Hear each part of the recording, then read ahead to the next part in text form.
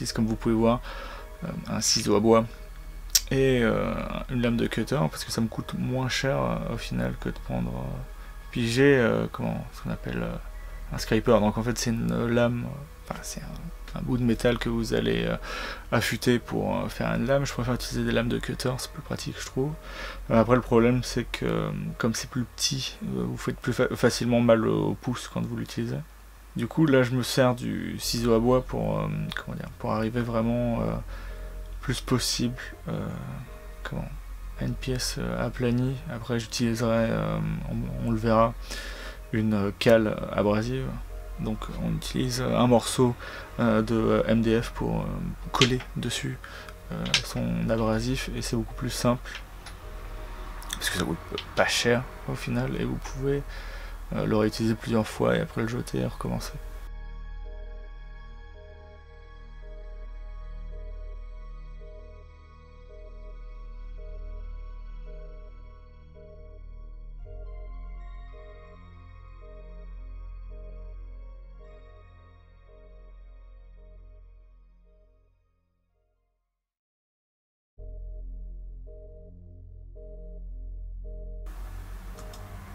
C'est un peu une étape laborieuse, hein, comme on le voit.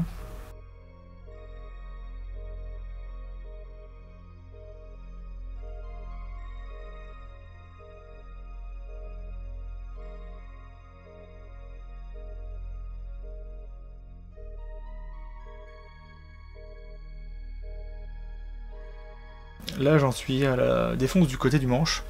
Donc ce que je fais, c'est que comme vous voyez, je prends ce qu'on appelle un niveleur en français, et en anglais c'est un leveling beam. Donc c'est une cale plate. Celle-ci est vraiment très longue pour pouvoir justement faire ce genre de travaux. Je crois qu'elle fait 60 cm, donc elle fait pratiquement la longueur entière du manche. Comme c'est une basse, c'est un peu plus long, donc si je faisais du diapason plus grand, donc du 34, ce serait un peu plus compliqué. Et donc là on voit que du coup j'y vais. Donc là j'ai cherché de quoi me protéger du son de la défonceuse, puisque ça avait vraiment un bruit assez énorme. Et donc ça va mettre un temps assez long, puisque en général ce qu'il faut quand on fait des passes, il faut utiliser en général, enfin moi ce que je conseille c'est d'utiliser à peu près 1/10 de la taille de la fraise, sinon vous arrachez des morceaux de bois. Donc ça peut être vraiment très long.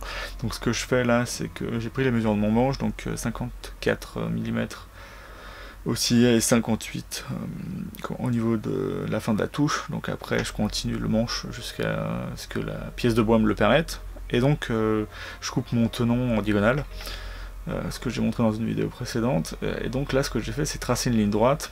D'ailleurs on le verra un peu plus tard. Mais ce que je fais, c'est que je laisse quand même encore un peu de place. Donc on n'est pas vraiment à 54, on est à 54,5 en général, puisque je fais un petit peu plus large. Donc ça me permet vraiment d'avoir quelque chose de vraiment petits oignons quand je le fais. Donc c'est un peu long. Donc on va voir que...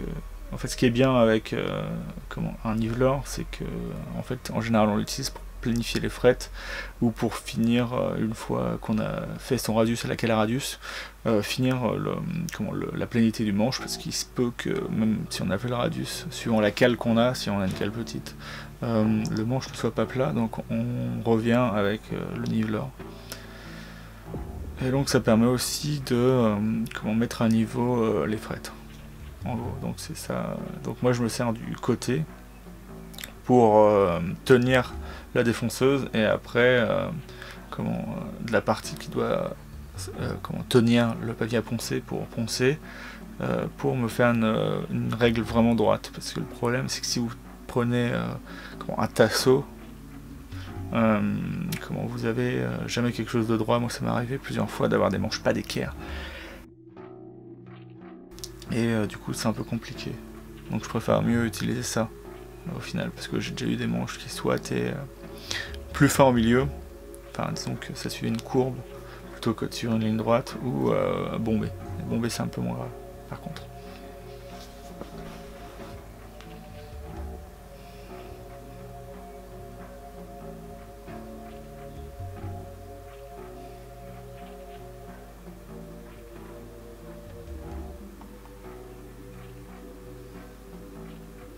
Donc là je vérifie bien que tout soit plat en fait. Puisque au final en fait quand vous faites ça, vous avez toujours, comment dire, la défonce, vous avez toujours une partie où vous enlevez la matière et après à la fin vous faites vraiment une dernière passe pour raffiner le tout. Enfin raffiner, hein, pour faire en sorte que tout soit vraiment bien plat. Donc ça demande vraiment de bien sentir la défonceuse et de bien sentir quand c'est plat et de vraiment pas bouger, parce que si vous bougez en fait, bon pour un manche c'est pas forcément grave parce que vous allez avoir un arrondi, mais moi je préfère mieux avoir vraiment tout plat en fait. Donc là j'ai fini, vous avez vu, j'ai fait un petit signe pour dire que c'était cool.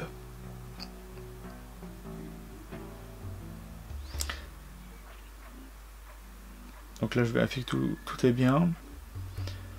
Je mesure mon sillet au final, je crois là. Je sais pas pourquoi je l'ai pas fait la première fois, mais ça dérange pas trop, hein.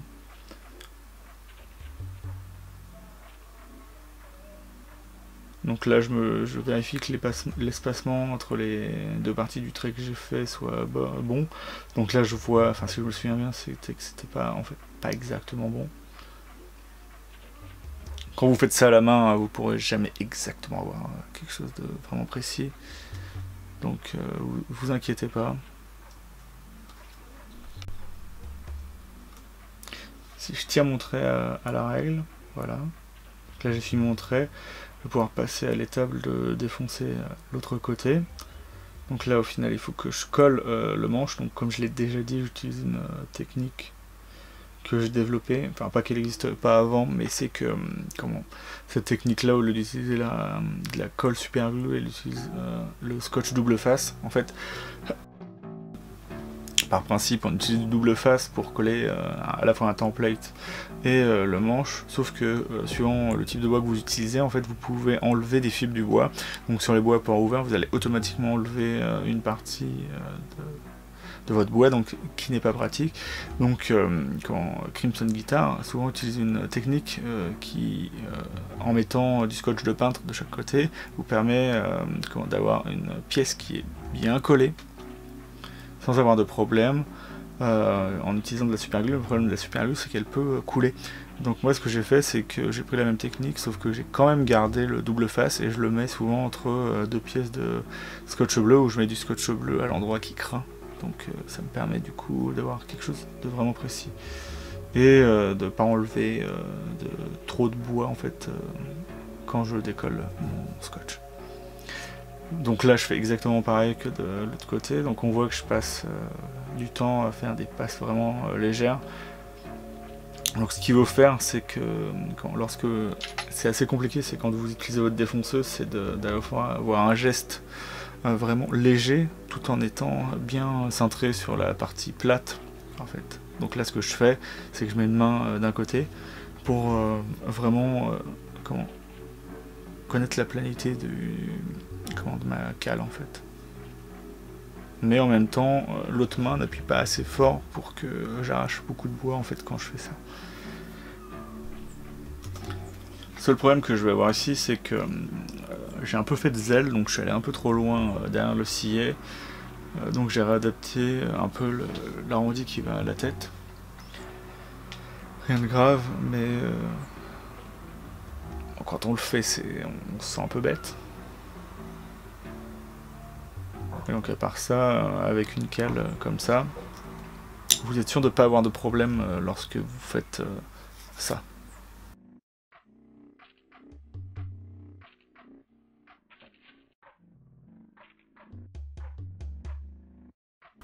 Donc là on voit ici que voilà, du coup je vais trop forcer un peu sur la tête. Donc ça va être plat, mais je vais perdre un peu de ce qui est censé être mon arrondi de la tête. En fait, ce qui va vers la partie la plus large de la tête.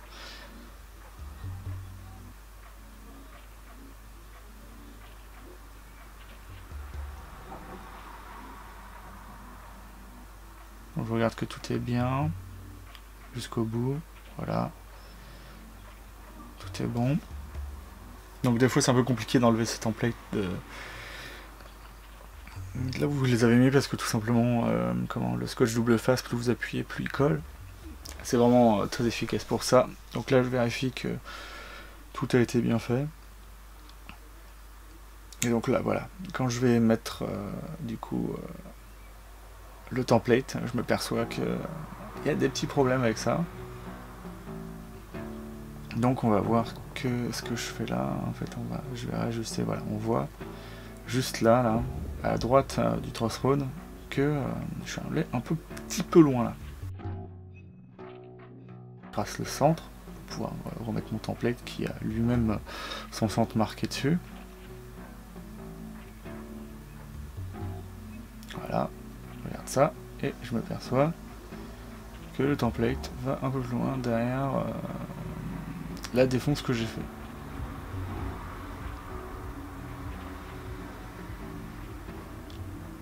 Ce qui n'est pas vraiment sur un problème, donc voilà, je redessine la transition, que ce soit d'un côté comme de l'autre. Voilà. Donc ça arrive, hein, tout le temps quand vous faites des choses à la main, ça arrive, hein. Il n'y a qu'à la CNC que vous pouvez avoir des résultats vraiment très précis. Et pour faire une petite parenthèse sur la CNC, vous avez jamais, comment dire, il vous faut un luthier derrière pour pouvoir tout poncer, sinon vous n'arriverez jamais à avoir quelque chose de correct. Donc la CNC n'est pas moins bien que faire à la main. Même si comme je fais à la main, je pourrais vendre le truc de dire ah c'est mieux à la main. Donc là je suis en train de faire quoi? Donc là voilà. Je vais mettre mon petit plaquage en noyer.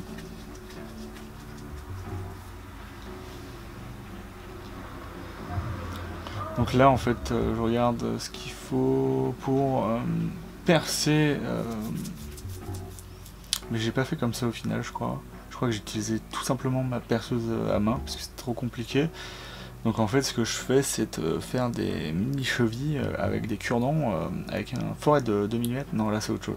C'est en fait j'ai fait 2 trous. Je pense que c'était pour préparer mes trous que j'allais faire dans la tête pour l'accès au truss rod dans le plaquage. Parce que c'est compliqué, après coup je l'ai déjà fait, de faire un trou dans la plaque. Donc c'est mieux de commencer par faire 2 petits trous, 2-3 petits trous avec une perceuse à l'endroit où vous avez votre truss rod, donc au moins vous avez un repère, et au moins quand vous passez à travers c'est moins chiant avec le ciseau à bois à découper. Donc là ce que je fais c'est poncer pour avoir un angle pour que le scié rentre mieux. Là il est un peu trop élevé, mais c'est mieux qu'il soit pas assez élevé, parce qu'en fait quand je vais le reponcer pour mettre le scié, il y aura juste le surplus de matière qu'il faut pour que après il redevienne droit en fait. Alors que dans l'autre sens, ça aurait été pas possible. Ce qui m'aide pas à travailler, donc là j'ai le mauvais angle de caméra malheureusement, désolé.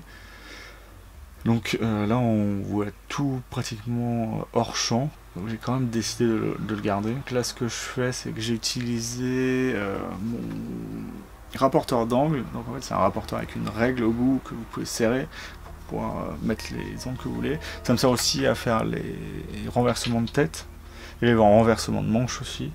Donc c'est plutôt pratique. Donc là je suis en train de scier en partie le plaquage de tête que je vais après casser quand les fibres seront assez coupées pour accepter d'être cassées tranquillement. Donc là c'est une scie japonaise de 0,4 cm. Donc c'est trop petit pour faire du fretage. Ce que j'ai appris à mes dépens en faisant une touche de ma meilleure guitare d'ailleurs. Mais elle marche quand même super bien.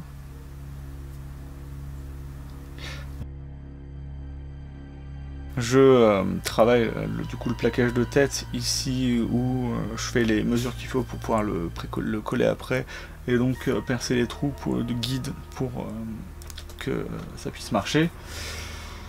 Voilà, donc c'est une partie pas très intéressante. Donc du coup ce que je voulais dire c'est que en fait quand vous sciez votre tranchée de fret trop petite, la frette aura tendance à vouloir suivre le fil du bois que votre tranchée parce qu'elle est trop petite. Après ce qui est bien c'est d'utiliser des frettes qui ont en plus des barbillons, enfin des parties en pyramide qui permettent de l'accrocher, d'avoir une partie un peu plus longue au bout qui permet de guider plus facilement la frette dans le slot. Les J-Scar font ça très bien. Donc là on voit mon plaquage de tête avec du coup les trous qu'il faut pour pouvoir voir à travers. Voilà. Le guide Truss Road, donc là ça va très vite, donc j'ai fait des petits plans main levée. Donc là, une fois que c'est collé, j'ai enlevé du coup mon template, puisqu'il me sert à vraiment avoir toute la surface de la tête comme il faut. J'aurais pu prendre quelque chose de plus grand, mais ça aurait cassé mes guides, ce que je voulais pas. Là, je redessine la tête en vue de scier celle-ci à la scie à ruban. Mon ordi galère un peu là.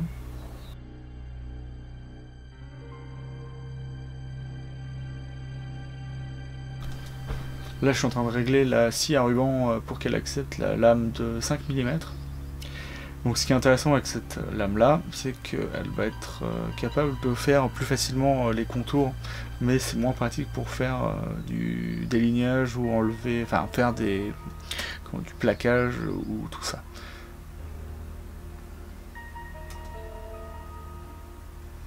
Donc là, j'essaie de montrer un autre angle. Il y a ma tête qui bloque, c'est un peu dommage. Donc là en fait je règle la roue, en fait il y a deux roues sur les côtés pour guider la lame et une roue derrière pour éviter qu'elle aille trop loin quand vous appuyez dans du bois, donc ça permet qu'elle se déchausse pas du volant, enfin des deux volants du coup. Là je mets l'aspiration. Donc ce qui est bien avec la lame de 5 mm comme je vous l'ai dit, c'est qu'elle peut contourer beaucoup plus facilement. Mais après si vous voulez faire de la découpe précise, déjà j'utiliserai pas cette scie à ruban là. Mais c'est beaucoup plus compliqué puisque comme elle n'est pas droite, elle va plus facilement être dérangée par la densité du bois. Et donc là, je vais du coup faire les découpes du tour de tête avant la défonce.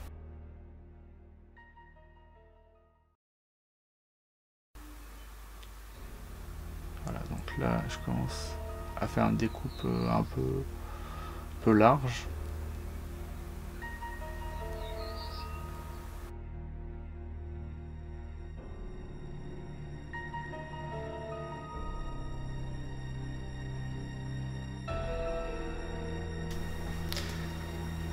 Là je découpe morceau par morceau, ça permet à la scie à ruban d'avoir moins de problèmes. En fait la lame elle peut se coincer des fois dans le bois, ce qui est pas pratique. Donc moi ce que je fais c'est qu'en général quand elle se coince, je l'éteins, comme ça permet de la sortir sans soit la déchausser du volant, ce qui est jamais bon pour les parties de protection. Donc là on voit assez simplement que je découpe l'excès du manche, parce que si je faisais ça à la défonceuse j'en aurais pour des jours. Puisque comme je vous l'ai dit, il faut faire une très petite surface de la fraise pour pas que ça arrache carrément le bois. Et puis la défonceuse n'a qu'un sens de défonce. Donc ça peut être assez compliqué des fois de faire quelque chose de correct. Donc là j'ai utilisé la même technique.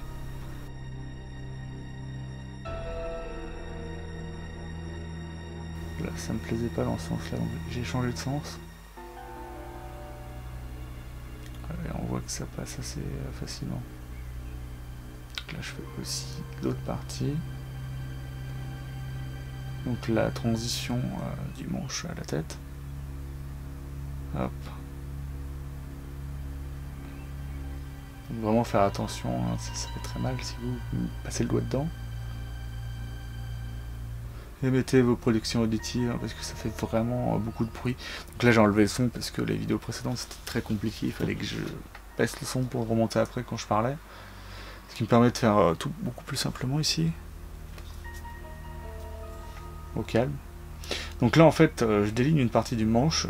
Comme j'ai déjà défoncé en fait je le prends légèrement en diagonale pour enlever une partie dont j'ai pas besoin.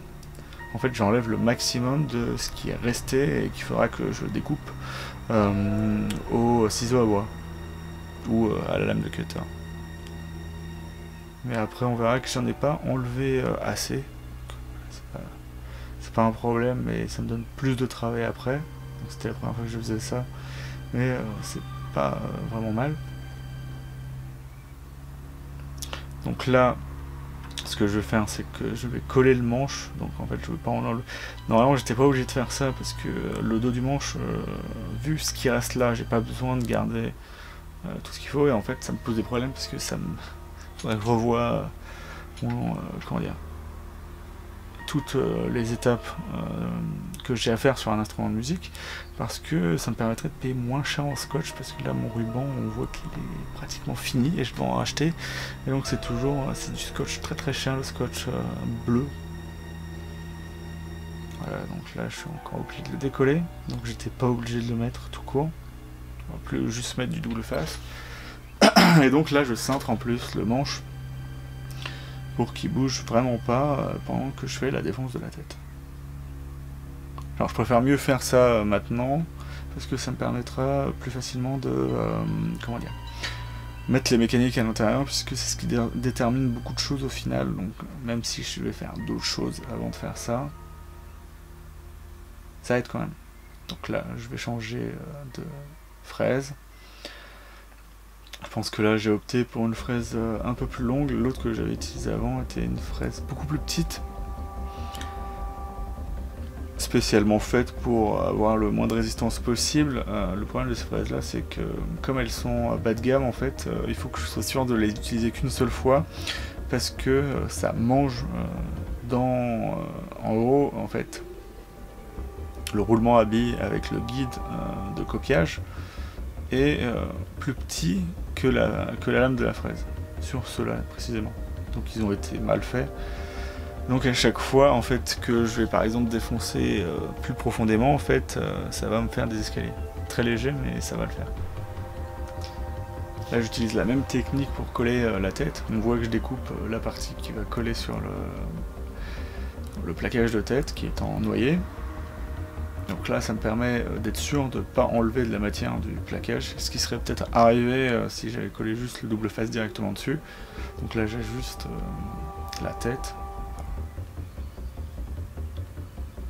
Le principal c'est vraiment d'avoir la tête droite, plutôt que vraiment alignée comme il faut. Enfin, ça fait partie de l'alignement. Et donc là je fixe sur la table du coup ma plaque. Alors c'est pas du tout la bonne table pour faire ça, j'utilise généralement une table à scier pour faire ça, mais comme elle est plus lourde, je préfère mieux utiliser ça, ça me sert juste, ça en général, à stocker le bois pendant que je travaille. Donc en fait les corps, les manches, toutes les parties travaillées, les outils des fois. En fait ça va être un peu du bordel au final. Donc là j'ajuste la hauteur de la fraise. Hop. Je revérifie que c'est encore bon, toujours vérifier plusieurs fois que tout a été bien mis. Et donc en fait à cause de ces fraises, je suis obligé vraiment de mettre, à chaque fois que j'utilise des fraises comme ça, de les ajuster au bord du template. Parce que sinon je suis sûr qu'elles vont manger dedans et au fur et à mesure j'aurai un template de plus en plus fin et donc des têtes de plus en plus fines. Donc là je vais me heurter un petit peu un problème, c'est que sur les côtés il n'y a pas de problème puisque le fil du bois est droit dans le bon sens, à la fois dans un sens comme dans l'autre.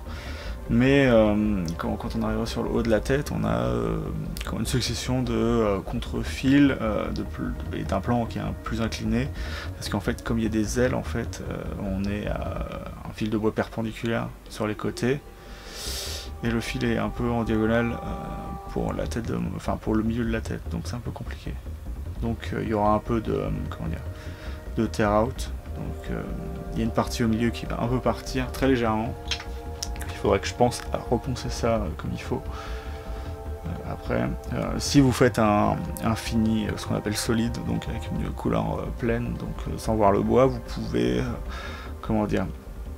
remplir le morceau manquant de bois, enfin ou la petite cassure, avec ce que vous savez sous la main, que ce soit du binding fondu avec de l'acétone ou de la colle à binding, ce que j'utilise en général quand j'ai des problèmes. Dans la vidéo suivante, on verra que j'ai un léger problème de mécanique, donc j'ai utilisé ça pour reboucher le trou à l'endroit où j'avais besoin j'ai élargi d'un côté, et du coup de l'autre côté c'était un peu plus gros, donc j'ai enlevé quand j'ai mis de la colle dans l'espace pour pouvoir coller le bushing de mécanique. Là c'est juste un angle différent, donc on voit que j'ai un petit peu de partie de manche qui s'est barrée là. Je crois que ça j'ai réussi à l'enlever puisque c'est pas au bord du template. Mais là je pense que en fait là où s'arrête le montage sur cette sur ce rush là, c'est que j'en avais marre parce que je cassais un peu tout le manche. Mais ça c'est bien terminé, ne vous inquiétez pas.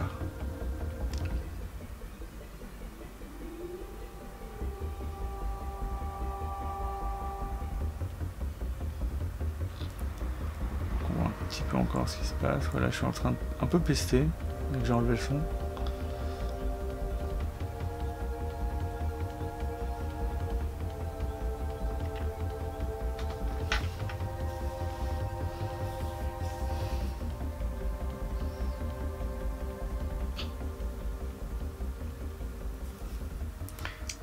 Hop, là je change d'angle parce que j'ai besoin de, du coup, la défonceuse laisse jamais généralement pas des surfaces franches.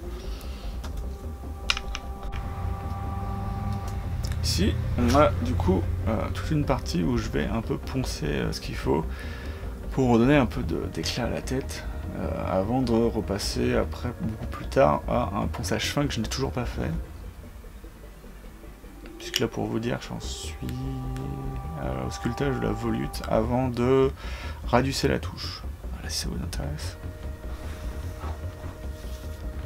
Là, donc là, j'enlève l'excès de bois qui va même pas rester puisque la tête n'est pas à son épaisseur finale.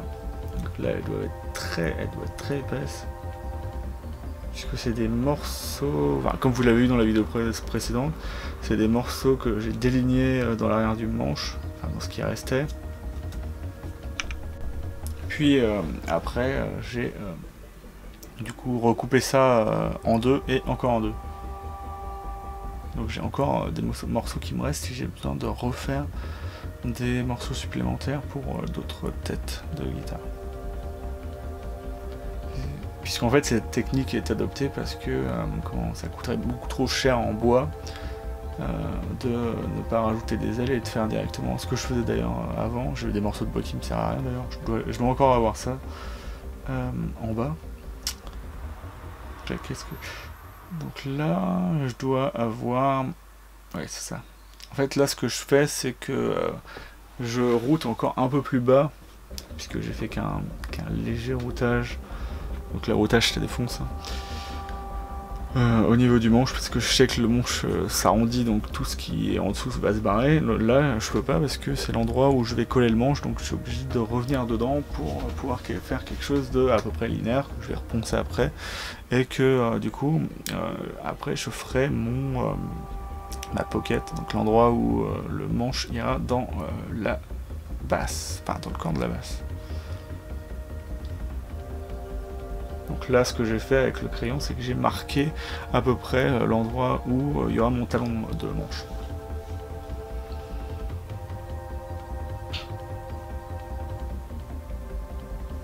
Donc là, j'enlève le crayon parce que j'avais peur de le défoncer, littéralement.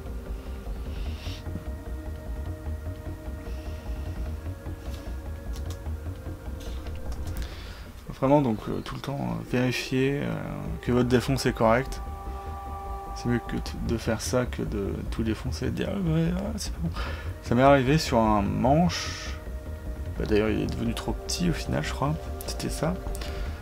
Ou non, c'était plutôt en profondeur, en fait de faire un manche qui était, quand en fait la cale finit par se barrer. Donc j'ai dû refaire le renversement du talon du manche.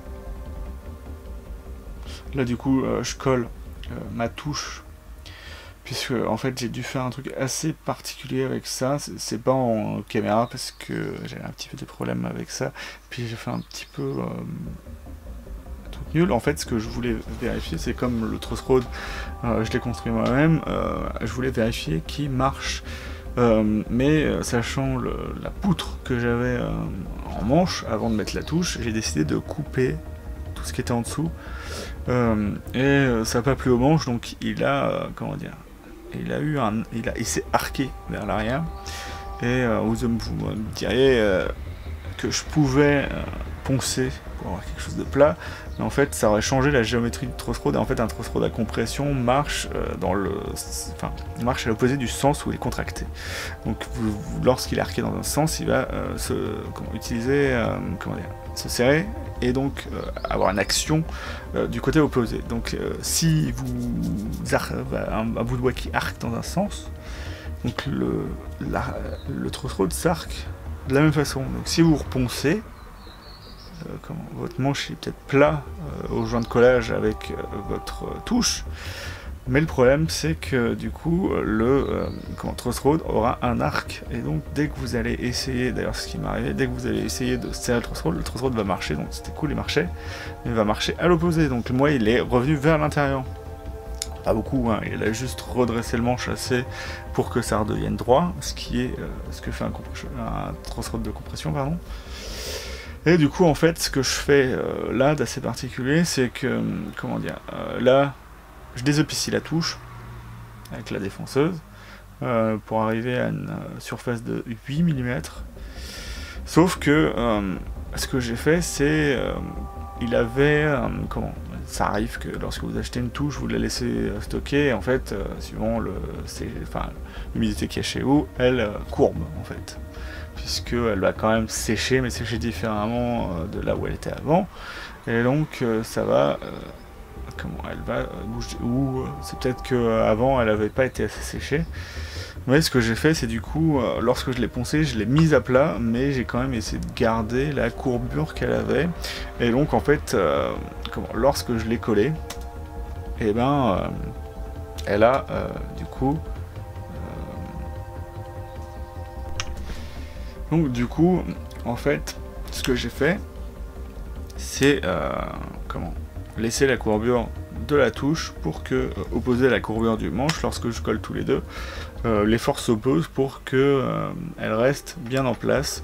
Et en plus j'ai cintré ça avec beaucoup de bois. Donc là on est un peu dans le passé du coup, puisque je suis encore à l'étape où je ponce cette partie de la touche qui est courbée, pour avoir, là on le voit en fait, parce qu'il y a des parties plus sombres, les parties les plus sombres sont les poncées, et les parties les moins sombres sont les pas poncées, pour avoir quelque chose de correct, voilà, tout simplement. C'est un peu laborieux, hein, ça m'a pris du temps. Bon, là normalement ce que je fais, c'est que je colle un morceau de bois par dessus pour pouvoir m'appuyer dessus, parce que là en fait ce que je risque, c'est que comme le morceau est très plat après l'avoir défoncé, je risque de me poncer plus les doigts que la touche. Ça m'est déjà arrivé, finir avec les doigts au derme à nu, ce qui n'est pas très pratique et qui fait un peu mal au final. Donc là j'ai passé à peu près 2 ou 3 heures à poncer cette touche pour qu'elle soit correcte. Bien évidemment on vérifie souvent que ça passe. Je sais pas pourquoi j'ai regardé en dessous, parce qu'il suffit de retourner la touche pour voir que ça marche ou ça marche pas. Alors après ce que je fais en général, c'est comme vous placez votre cale à radius par dessus. Bon après ça vous oblige à faire certaines choses techniquement différemment. C'est que je planifie que le dessous de la touche, parce que je sais que le dessus sera passé à la cale à radius. Donc je me dis, j'en ai rien à foutre. En fait, j'ai laissé la surface brute de défonçage. Donc là, ce que je fais, c'est tirer une ligne droite, même si ça n'a pas marché, hein, pour avoir un frettage le plus droit possible. Bon, le frettage est droit, mais ce que je me suis aperçu, c'est qu'il est légèrement décalé sur le manche. Après, c'est pas un problème tant que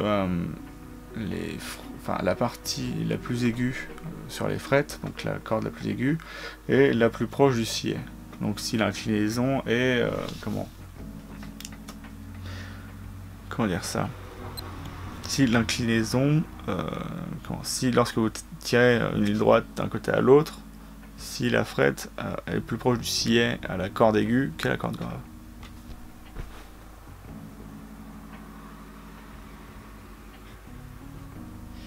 Donc là, je fais la même chose sur la touche, ce qui n'est pas servi à grand chose, parce qu'au final quand je l'ai scié, ça n'allait pas non plus. Enfin ça n'allait pas, c'était légèrement décalé. Après on verra lorsque je fretterai, mais il y a des chances que ce soit pas vraiment très droit.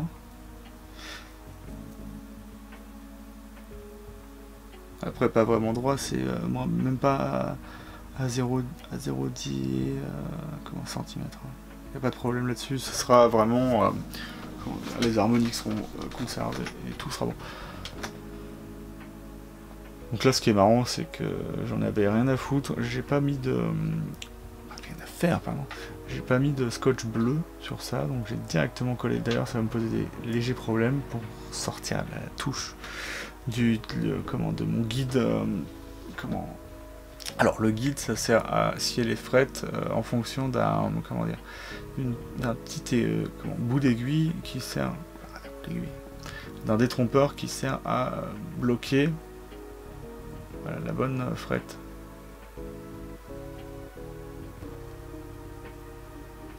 Donc là on va voir que...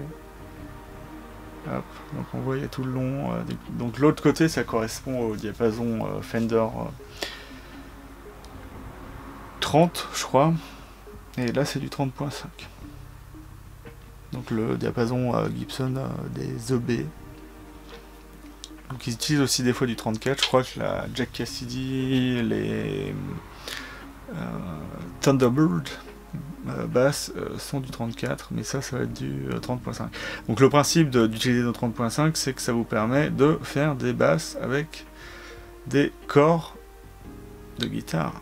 Et c'est ça qui est intéressant en fait, c'est que par exemple la SG basse, enfin ce qu'on appelait le B3 à l'époque, ou le B0, mais le B0 seconde version, donc à la deuxième année de création, ont des corps de SG totalement standard. Elles sont juste routées spécialement pour faire une basse en fait avec, donc ça demande beaucoup moins de travail que de faire chez Fender faire un corps spécifique pour les précisions et jazz bass, en plus de faire à l'époque de la jazz bass tous les corps pour les Jazzmaster, Jaguar, Telecaster, Stratocaster, Music Master, bon après Music Master, Mustang et tout le tralala, c'est les mêmes corps.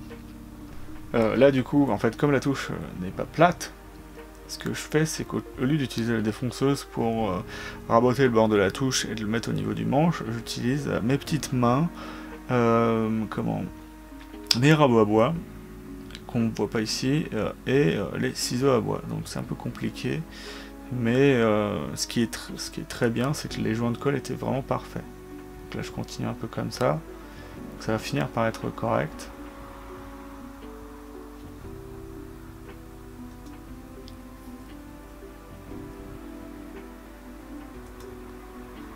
Donc là c'est vraiment en accéléré, je crois que je suis à 450% là.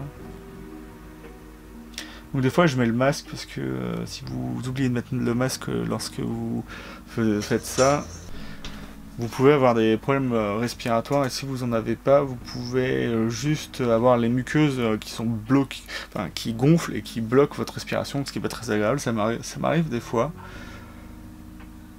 Donc si vous constatez ce problème-là, portez un masque, hein. De toute façon, ça mange pas de pain. Essayez de prendre de la qualité. Bon, ouais, il faudra que je le change à terme, puisque je vais pas à chaque fois changer de masque. Je vais plutôt prendre des cartouches, donc prendre un masque de plus haut de gamme. Donc, je ne dirai pas les noms ici. Donc là, ce que je fais, c'est que je mets mon plaquage, enfin mon plaquage, je vais mettre mon plaquage de tête, donc ma tête, sur le template de tête. Donc j'ai utilisé une technique qui va être de prendre deux morceaux de bois pour les bloquer sur le côté du manche, parce que en fait lorsque vous défoncez, là ce que je fais c'est aplanir la tête, enfin mettre à niveau la tête, et en fait si au départ c'est bien collé, si vous défoncez trop fort, en fait ça va décoller le truc, et en fait la défonceuse elle va faire un trou dans votre tête, ce qui m'est déjà arrivé. Donc j'ai eu une tête légèrement trop fine, donc j'ai mis un plaquage de tête. D'ailleurs la guitare me regarde là, elle est très bien comme ça, mais c'est mieux de s'en tenir à ce que vous avez dit au départ, et ça vous évite des frayeurs. Donc là je suis en train de préparer donc la raison pour laquelle j'ai pris ces deux morceaux d'acajou qui sont soit dans le même morceau de bois, soit dans un morceau similaire que j'ai utilisé pour le F939, qui est la guitare dont vous voyez le manche dans la première vidéo. Si je prends ces morceaux de bois, c'est que au final, je sais parce que j'ai découpé le manche, que comme c'est le même morceau de bois, en fait, ils vont être plus épais que la partie à défoncer, et donc du coup ils peuvent me servir de cale pour ma défonceuse. Et comme ils sont tous les deux au même niveau, ça me permet de, pour pas cher, de faire des guides sans avoir à coller plusieurs morceaux de MDF les uns sur les autres, ce qui serait chiant. Donc là ce que je fais, c'est que j'utilise mon guide de défonceuse qu'il va falloir que je change, parce que de plus en plus j'ai des morceaux qui se barrent dessus, donc la planéité est un peu, comment dire ça, prise en défaut aujourd'hui. Voilà, je vais prendre un serre-joint. Enfin, j'ai déjà mis le serre-joint. J'ai déjà mis le serre-joint? Ah oui, pardon, j'ai déjà mis le serre-joint. Je ne sais plus ce que je fais. Allez, donc j'ai essayé de caler en fait des morceaux en dessous pour être sûr que le niveau soit bon, mais en fait j'ai fini par les enlever après parce que je me suis aperçu que ça n'allait pas, en fait que la tête n'était pas collée à plat, donc je voulais pas avoir l'arrière de la tête plus plat, enfin plus fin que l'avant, donc j'ai remis ça à niveau comme il faut. Donc c'est une étape vraiment longue et laborieuse. Je sais pas si même à 450% vous pouvez voir que c'est vraiment long, hein, parce que là c'est vraiment très rapide hein, par rapport à ce que j'ai fait. J'ai passé tout un après-midi, je crois, juste sur faire ça et l'arrière du manche. L'arrière du manche qui, comme on le verra, est vraiment très très fin. Ce qui m'inquiète un peu, mais ça devrait pas être un problème. Parce que généralement, moi je fais le manche vraiment très épais pour être sûr de ne pas avoir de problème de casse de tête, mais là, on verra.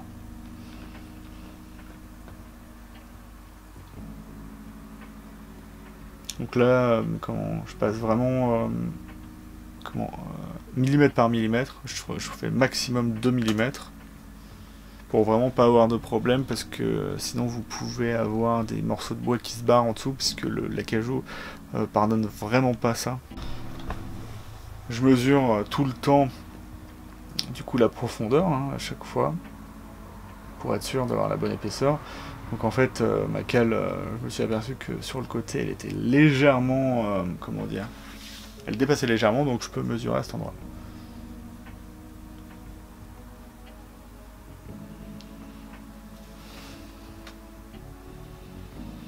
À chaque fois je vérifie, je vais faire ça plusieurs fois. Là je regarde que je me baisse pour voir vraiment en dessous, puisqu'il y a une volute qui me sert juste à cacher la lumière entraînée par la défonce de la demi-lune. Donc c'est vraiment pour être sûr de ne pas passer à travers. Un peu comme les banjos Gibson, pré-années 50 en fait, enfin avant qu'ils refassent des guitares, avant qu'ils fassent des guitares acoustiques et électriques sans volute. Puisque Gibson faisait toujours des volutes avant, mais ils se sont arrêtés à en faire quand ils ont fait des guitares.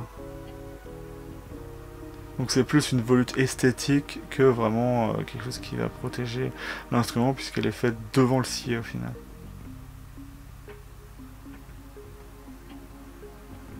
Donc là on voit qu'il y a encore des morceaux qui restent. Voilà.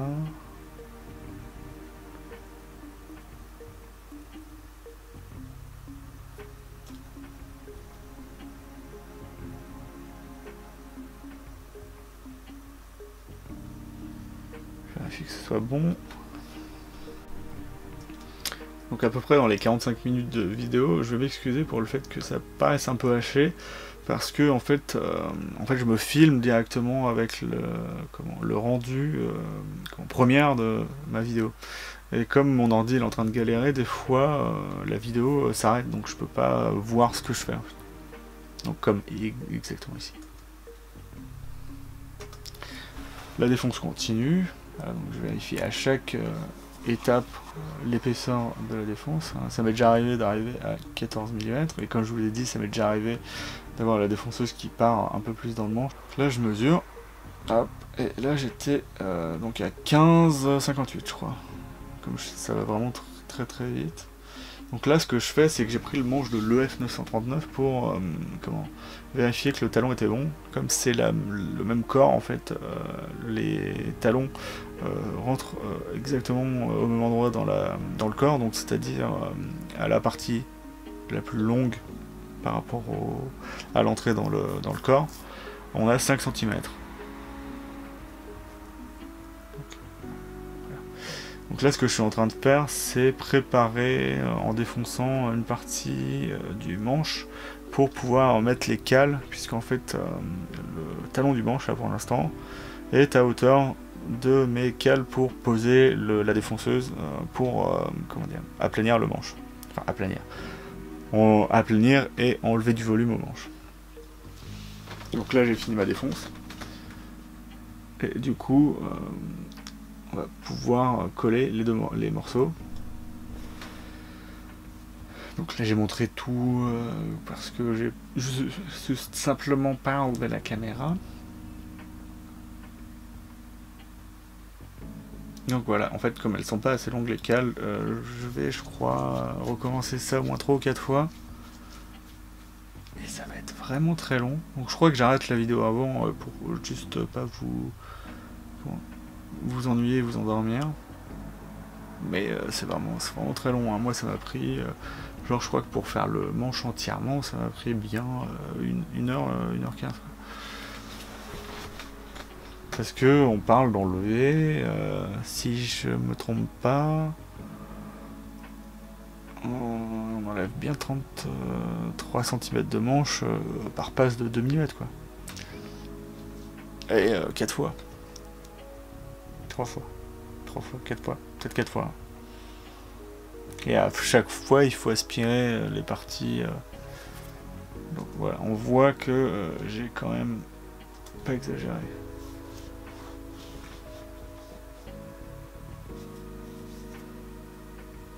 Désolé, on voit plus mon bras que vraiment ce que je fais. Mais au final, on voit que on commence à apercevoir notre manche. Notre manche vraiment très fin parce que en fait je me suis aperçu que là où je voulais faire le volute, au final je vais enlever toute une partie, donc en fait c'est pour ça que je dis que c'est une volute type Gibson Banjo, puisque normalement on est censé faire la volute genre à 1 cm un peu plus loin, enfin à la transition de volute, au moins 1 cm du sillet, alors que là si vous voyez l'ombre derrière la tête, c'est le sillet quoi, qui est en dessous.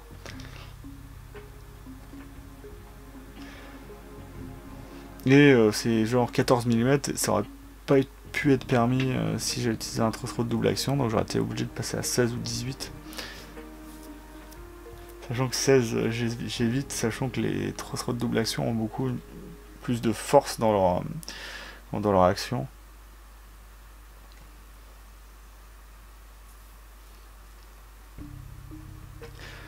Donc là ça allait très vite parce que j'ai enlevé beaucoup de moments, donc là on est directement à la 4e passe là que je vais devoir faire.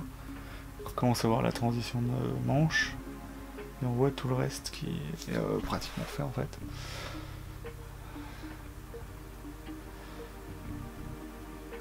Et donc si vous vous sentez l'âme de quelqu'un de patient, ça vous ferez avant même d'avoir mis le truss rod. Enfin en général on fait ça avec la scie à ruban, moi j'ai préféré faire ça comme ça, juste pour cette construction là. Mais de toute façon on passe toujours là, enfin c'est que j'aplanis toujours la défonceuse, mais enlever la matière je le fais dans la scie à ruban. Et en fait si vous sentez l'âme d'un aventurier, vous pouvez le faire directement avant de mettre le truss rod et la touche, ce qui vous fera un manche vraiment très stable. Mais il vous faudra genre si ça se passe bien en une semaine, vous avez la courbure maximale de votre manche et vous pouvez réaplanir. Et sinon ça peut être très long avant que le manche se stabilise. Donc moi je préfère mieux en général coller la touche, couper le manche, ce que j'ai pas fait cette fois. Comme ça on a quelque chose d'à peu près stabilisé. Et de toute façon, en fait, si le truss rod marche, il n'y a pas de problème avec la touche, quoi. La touche, vous pouvez la redresser un minimum ou la faire partir vers l'arrière. C'est ça le truc. Donc c'est pour ça que ce que je fais là, c'est que je radius jamais avant d'avoir fait tout ça. Comme ça, comme là, en sculptant tout ce qui est la volute et l'arrière de le talon du manche avant de faire le manche sera bien stabilisé. Donc là, ça va être directement la fin de la vidéo, du coup, j'ai pas trop eu le temps de passer au final. Et donc voilà, donc on va se dire du coup à bientôt sur notre vidéo. Et là du coup j'ai fini, voilà, mon manche. Et du coup je vous dis salut et à bientôt sur la chambre de Goupil. Donc la prochaine fois ce sera du coup le sculptage. Je pense aussi qu'il y aura le radius et peut-être la pose des frettes. Et aussi le perçage des mécaniques qui a été assez épique parce que j'ai utilisé une fraise qui n'était pas du tout adaptée à ça, donc ça m'a fait des trucs horribles, mais au final lorsque j'ai mis mécanique, ça allait pas mal. Donc je vous dis salut et à bientôt dans la chambre de Goupil. Si vous voulez me suivre, il y a toujours Goupil Guitars sur Instagram, c'est là qu'il y a beaucoup de trucs, même quand j'oublie de faire des vidéos, donc c'est plutôt bien. Si j'oublie de faire des vidéos, c'est que des fois j'ai pas l'appareil photo chargé, ou là par exemple j'arrive en limite de mémoire de mon ordi, donc il va falloir que je mette tout sur un disque dur externe, ce qui est un peu chiant.